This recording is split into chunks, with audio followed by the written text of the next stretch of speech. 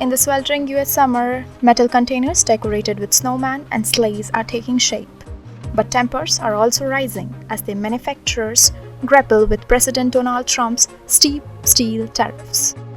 At Independent Cans factory in Belcamp, Maryland, northeast of Baltimore, CEO Rick Huether recounts how he started working at his family's business at age 14.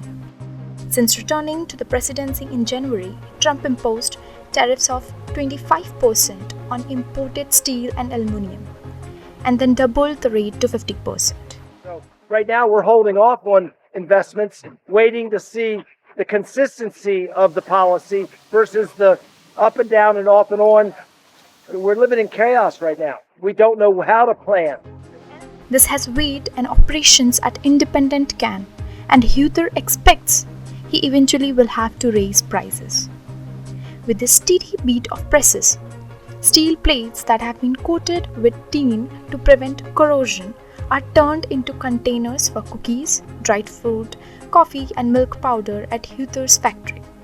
But there is not enough of such American-made tin plate for companies like this. And in the United States, we can only make about 25% of the tin plate that's required to do what we do, and what the sanitary people do, and the aerosol people, and the paint can people.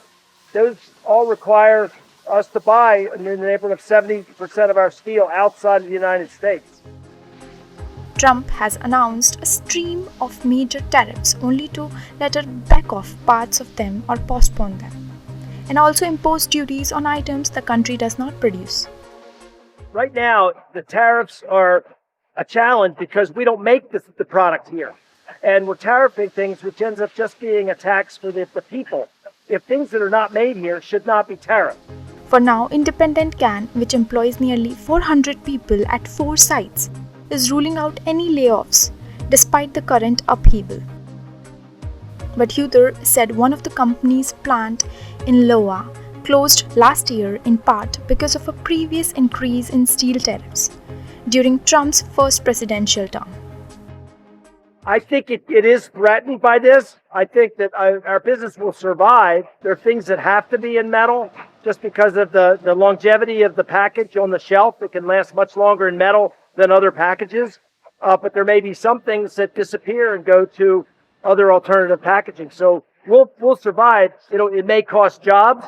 We did close our plant in Iowa a year ago because of the tariffs, so we're already in. With steel tariffs at 50% now, Huether expects he will ultimately have to raise his prices by more than 50%, given that tin plate represents a part of his production costs. Some buyers have already reduced their orders this year by 20 to 25% over worries about the economy and about not having enough business themselves. So if a can is 50% steel and the 25% tariffs went in, you're going up about 12.5%. We did, through the first set of tariffs, absorb quite a bit of it. But now that we're getting to 50%, we can't absorb that and remain in business.